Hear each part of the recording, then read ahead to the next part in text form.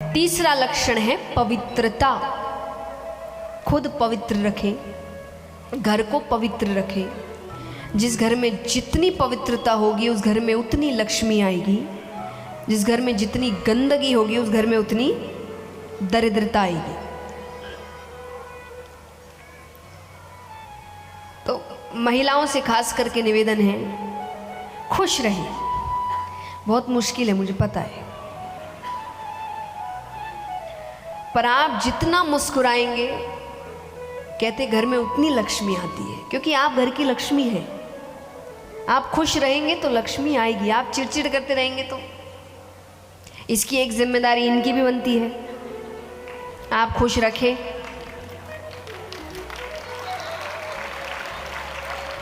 देखिए दोनों का फायदा। आप इतनी भागदौड़ कर रहे हैं, धन के लिए कर रहे हैं ना, बताओ इतनी भागदौड़ किसके लिए है? क्या पता भागदौड़ करने के बावजूद उनका चिड़चिड़ करना ही लक्ष्मी जी को आने नहीं दे रहा। तो थोड़ा सा यहाँ पे खुश कर दे, क्या पता डबल करके देखो। अगर फायदा हो गया तब तो फिर डबल डील है। वो घर में हमेशा खुश रहेंगे, आप ऐसे खुश रहेंगे। तो ये सच है, स्त्री को घर की लक्ष्मी ही तो कहा जाता है ना। लक्ष्मी खुश रहेगी तभी तो लक्ष्मी आएगी, वो खुश नहीं रहेगी तो कैसे आएगी? सभी देवताओं को देखिए, पत्नियों को बड़ा खुश रखते हैं। चौथा लक्षण है तपश्चर्या। अब बाहर से तो चलिए हम चमक ही रहे हैं, मन उतना ही गंदा, वाणी उतनी ही गंदी, विचार उतने ही गंदे। किसी को कुछ बोलने से पहले 100 बार सोचिए। और अगर आपको लग रहा है कि हमारे पास इतना समय नहीं है कि हम 100 बार सोचें, एक बार यही सोच लो कि जो भी कहने जा रहे हैं, अगर वो किसी ने हमसे कहा तो हमें कैसा लगेगा। और अगर आपको लगता है कि मुझे तो अच्छा नहीं लगेगा, किसी और से भी मत कहना। थप्पड़ अमीर को मारो कि गरीब को लगता दोनों को ही जोर से। ऐसा नहीं है एक को जोर की लगती और एक को तो आदत है। तो वाणी मधुर रखिए, तो सही शब्दों का इस्तेमाल करें। सबसे निवेदन है।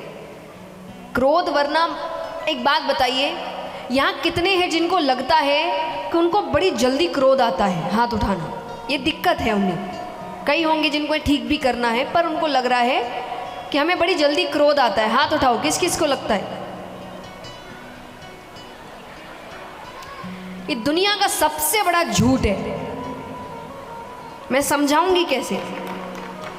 सबसे बड़ा झूठ, क्योंकि अगर क्रोध आता है तो सब पे आएगा।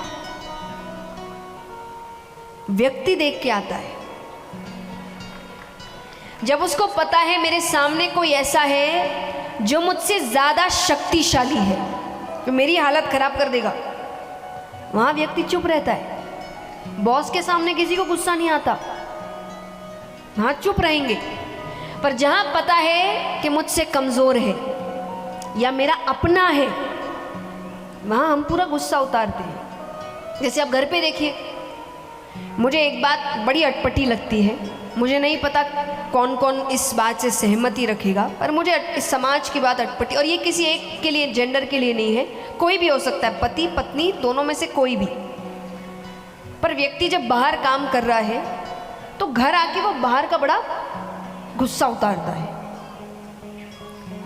और फिर वो इस पे जवाब देते हैं कि अब तुम्हारे सामने भी सोच के बोले क्या? मेरे ही सामने सोच के बोलो। बाकी आपके साथ नहीं खड़े, बाकी सुख दुख में आपका साथ नहीं दे रहे, बाकी आपका परिवार नहीं है, ये आपका परिवार है। इनको खुश करना आपका पहला काम है। हम बाहर का पूरा गुस्सा आके इन पे उतार रहे हैं और फिर इसको नाम क्या दे रहे हैं? यही तो प्यार है। नहीं चाहिए हमको, बाहर वाला प्यार चाहिए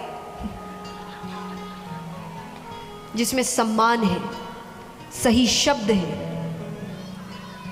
क्योंकि मैं जब आपको कह रही हूं कि सोच के बोलो। इसका मतलब ये नहीं कि आप डरें, आप बात छुपाएं, बस शब्दों का हेर फेर है। जैसे मान लीजिए कि पत्नी से कुछ गलती हो गई, एक तरीका है बोलने का कि आज जो काम हुआ ये सही नहीं था, इसको ज़्यादा ऐसे करते तो बेहतर होता, हमारा अच्छा होता, आगे से इस चीज़ का ध्यान रखना बनता है।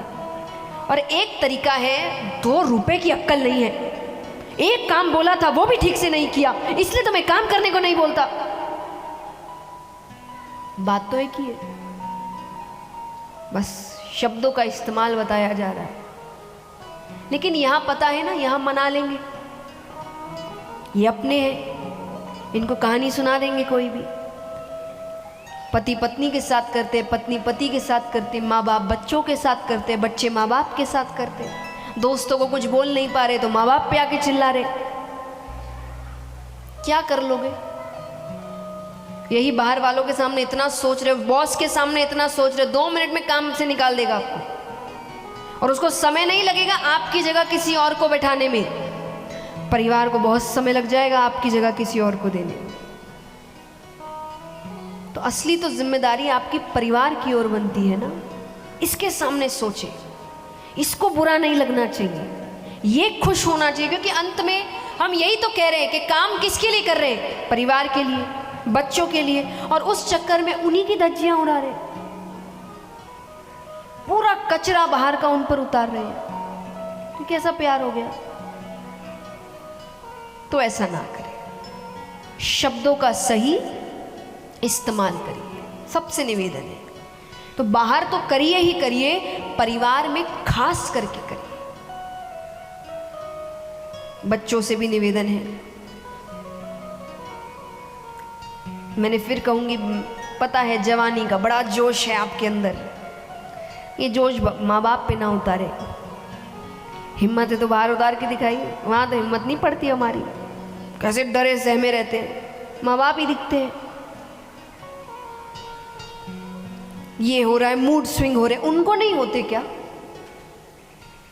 आपसे ज्यादा जिम्मेदारी है उन पर, उनको नहीं हो रहा कुछ, वो आपका इतना ध्यान रख रहे। एक बड़ी सुंदर बात कही एक पिता ने, तो एक पिता बैठे हैं और डोरबेल बजती है, बेटा गया खोलने, तो पिता ने पूछा, पिता बूढ़े हैं, पिता ने पूछा कि कौन आया? तो उसने बताया फलान फलान आया। ठीक है, दूसरी बार फिर बजी घंटी, फिर वो पूछे अब कौन आया? बेटा। फिर बता दिया उसने, पर अब थोड़ा चिढ़ गया है। तीसरी बार जैसे ही घंटी बजी, अब अरे आपको क्या है, आप बैठे रहिए ना, मैं देख रहा हूं ना। पिता ने कहा, बचपन में तुम एक ही सवाल 10 बार पूछते थे और मैं 10 बार मुस्कुरा के जवाब देता था। आज मेरा तीसरी बार पूछना ही तुम्हें कितना सता रहा है। माँ बाप फोन इस्तेमाल हम एक से दूसरी बार सिखाना नहीं चाहते, मेरे को दो मैं कर देता हूं। आपको बोला कभी बचपन में ऐसा? हर चीज सिखाई, खाना सिखाया, चलना सिखाया। देखिए बच्चे और बूढ़े एक जैसे, बिल्कुल एक जैसे। तो उनको ये समझ के आप मत उनसे चिढ़िए कि अरे इतने बड़े हो गए हैं अभी भी। वो बूढ़े मतलब बच्चे, और बच्चों जैसी हरकतें करते हैं, चिड़चिड़ करते हैं, एक ही बात बार बार बोलेंगे। हाँ कि ना? आपके घर में दादा दादी होंगे, देखिए एक ही बात बार बार बार बार बार बार। बच्चा भी तो ऐसा ही होता है। तो थोड़ा प्रेम, बाहर दे ना दे अलग बात है, घर में तो दे। और 5वां लक्षण है तितीक्षा। भगवान जो भी दे प्रसाद समझकर ग्रहण करो। एक बात बताइए, आप ज्यादा होशियार की ठाकुर जी? जोर से कहिए। फिर क्यों इतनी होशियारी लगाते आप? उन पे क्यों शक करते?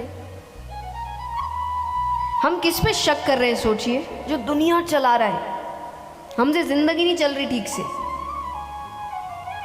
एक बात बताइए, ऊपर भगवान ऐसे बैठे बैठे सोचते नहीं होंगे कभी? बैठते तो वो भी होंगे, सब ब्रह्मा विष्णु महेश एक साथ बैठे हैं, और यही कोई मनुष्य चलता फिरता बोल रहा, अरे भगवान ये गलत कर रहे हैं, अरे भगवान को ये, भगवान कहते हैं इससे इसकी जिंदगी तो चल नहीं रही ठीक से, कल इसको करना क्या है इसको पता नहीं, सवाल ये मुझसे कर रहा है। सच बात है, भगवान जो भी करते हैं सोच समझ के करते हैं।